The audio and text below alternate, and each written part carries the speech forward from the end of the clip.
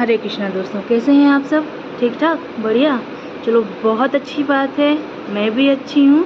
और आज की जो वीडियो है, आपको पता है कि मैं जगन्नाथ जी के बारे में भी वीडियो बना रही हूँ, तो मैं फिर से जगन्नाथ जी के लिए ही वीडियो लेके आई हूँ। आपको पता है, साल के 15 दिन जगन्नाथ जी बीमार भी पड़ते हैं।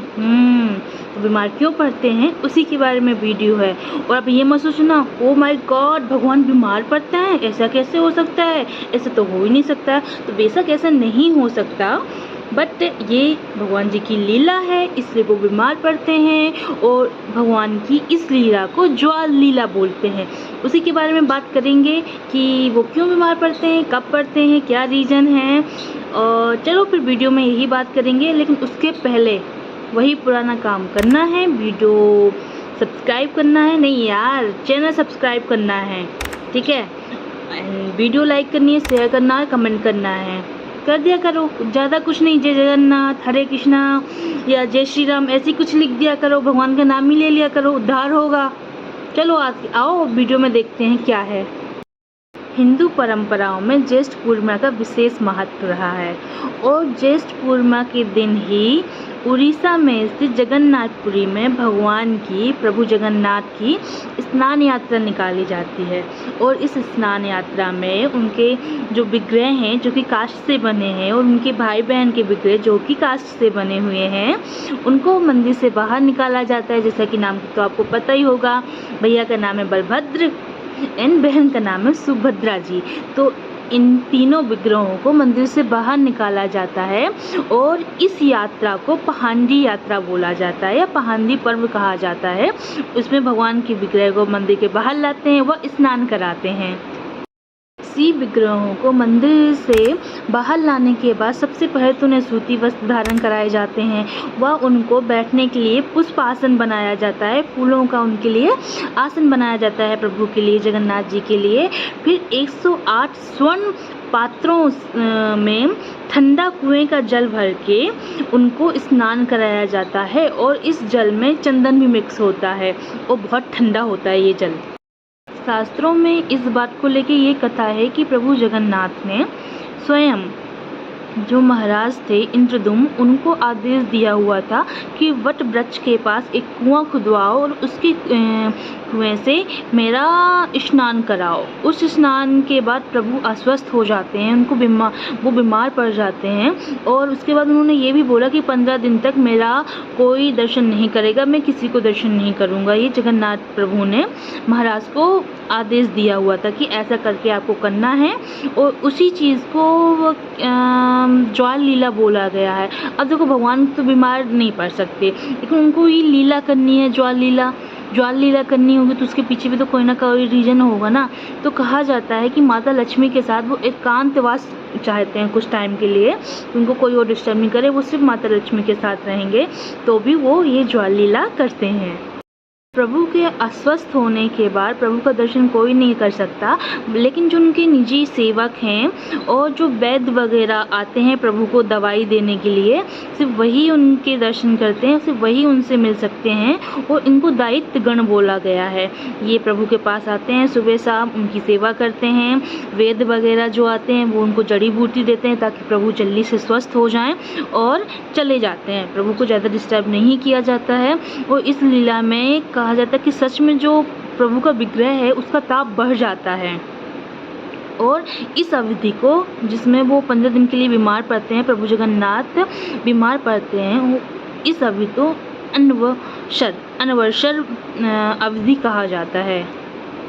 अनवर्षर की अवधि में जब प्रभु अस्वस्थ होते हैं, तो अब उनकी जो सेवा हो रही है, तो उनको प्रसाद क्या लगेगा, तो बहुत सिंपल सा प्रसाद लगता है भगवान को। इन दिनों खिचड़ी लगती है, दरिया, फल और जड़ी बूटी, ये सब भगवान का प्रसाद बनता है। ज़्यादा हैवी भोग नहीं लगाते हैं कि हैवी सा कुछ भी रसगुल्ला खिला दिया भगवान को, नहीं। इन दिनों प्रभु को दरिया देंगे, खिचड़ी देंगे, जड़ी बूटी देंगे, फल देंगे, ताकि प्रभु जल्दी से स्वस्थ हो जाएं।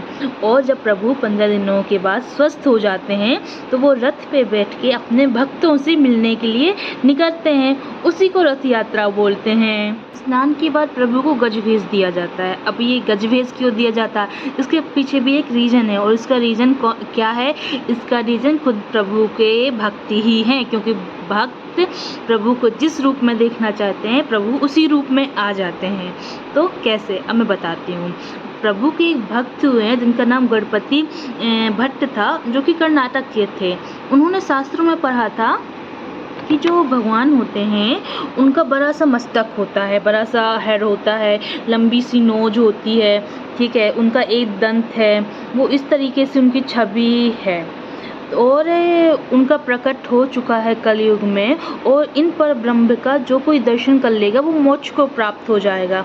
जब उन्होंने ये चीज़ शास्त्रों में पढ़ी तो उन्होंने कहा मैं भी दर्शन करूँगा। अब उन्होंने क्या पढ़ा था कि प्रभु का मस्तक बड़ा सा है, उनकी लंबी यानी कि सूर्य के जैसी नोज होगी, उनका एक दंत होगा। तो उन्होंने कहा मैं भी प्रभु को दर्शन करूँगा, पर ब्रह्म को प्राप्त होऊंगा। तो उन्होंने अपना घर बार छोड़ दिया, संन्यास लिया, और कर्नाटक से पैदल ही चल दिए यात्रा करने के लिए कि मैं प्रभु का दर्शन करूंगा।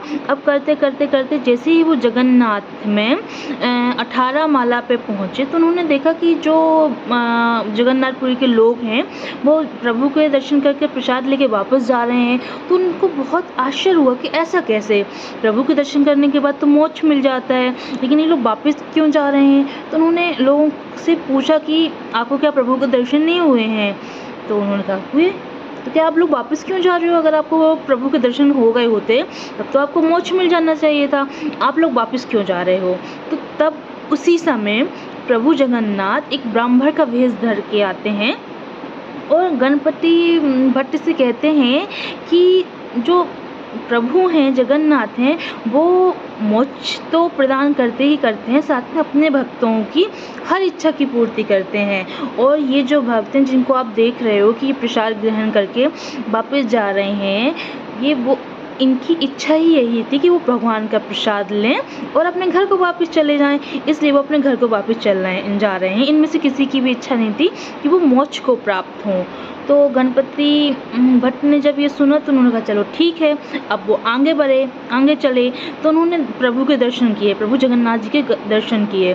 जब उन्होंने प्रभु जगन्नाथ जी के दर्शन किए तो उन्होंने कहा अरे जैसे शास्त्रों में लिखा है कि बड़ा सा उनका मस्तक होगा, लंबी सी नाक होगी यानी कि सूर की टाइप नाक होगी, एक दंत होंगे, वो ये तो बिल्कुल वैसे नहीं लग रहे हैं। तो लगता है ये पर ब्रह्म नहीं है, मुझे मोक्ष नहीं मिलेगा। और वो उदास हो गए, वो वापस जाने लगे, लौटने लगे। तो जैसे ही वो लौटने लगे तो प्रभु जगन्नाथ ने वहाँ जो उनके एक सेवक थे उनसे बोला कि तुम इनको जो आए थे गणपति जी को उनसे बोलो कि एक बार प्रभु को दंडवत प्रणाम तो कर लें। जैसे ही वो दंडवत प्रणाम करके उठेंगे वो अपने सामने गज वेश धारण किए प्रभु जगन्नाथ को ही देखेंगे। तो वो ब्राह्मण गए जल्दी जल्दी, उन्होंने बोला कि प्रभु ने आदेश दिया है कि आपको दंडवत प्रणाम करना है, फिर आपको जिस रूप में आप प्रभु को देखना चाहते हो उसी रूप में आपका प्रभु दर्शन दे देंगे, आपको प्रभु दर्शन दे देंगे। तो उन्होंने कहा चलो ठीक है। उन्होंने भगवान को दंडवत प्रणाम किया और जैसे ही उठे तो देखा भगवान जगन्नाथ पूर्ण रूप से गज वेश पे आ चुके थे। तो वो समझ गए कि परब्रह्म तो यही हैं और उनकी इच्छा थी मोक्ष को प्राप्त करने की। तो देखते ही देखते वो प्रभु जगन्नाथ के विग्रह में विलीन हो गए। ये भी एक कहानी है, ये भी एक स्टोरी रियलिटी है कि जो प्रभु को गज भेज दिया जाता है वो इन भक्त के कारण दिया जाता है। अब ज़रा सोचो कि जो गणपति भट्ट रहे होंगे वो कितने बड़े भक्त रहे होंगे कि प्रभु की शरण में सीधे चले गए। वाह। तो बस दोस्तों आज के लिए तो बस इतना ही है। जाते जाते आपसे फिर से कहूँगी कि अपना सपोर्ट बनाए रखें। पिछली जब मैं रिक्वेस्ट कर रही हूँ आप लोग अपना सपोर्ट दिखा भी रहे हैं, और भी ज़्यादा दिखाइए, बहुत अच्छा लगेगा मुझे। और जितना अभी तक दिखाया है उसके लिए बहुत बहुत बहुत सारा आपको धन्यवाद। और चैनल सब्सक्राइब कर देना है, भूलना बिल्कुल नहीं है। कमेंट भी करना है, शेयर भी करना है, जो बच गया हो वो भी करना। एक बार मैं फिर से बोलूँगी कि आपके सपोर्ट के लिए जो अभी तक आपने दिखाया है उसके लिए आपका बहुत बहुत धन्यवाद। और बहुत से लोग वीडियो देखते हो, चले जाते हो, सब्सक्राइब नहीं करते हो, ये बहुत गंदी बात है। ऐसा बिल्कुल नहीं करना, अच्छे बच्चे ऐसा नहीं करते हैं। अच्छे बच्चे बनो, वीडियो लाइक करो, कमेंट करो, शेयर करो और चैनल सब्सक्राइब कर दो, ठीक है। कोई पैसे तो नहीं लगने, तो सब्सक्राइब कर देना। प्रभु ने आपको बहुत कुछ दिया है, आगे भी वो ही देंगे। तब तक के लिए चलती हूँ। जय श्री कृष्णा।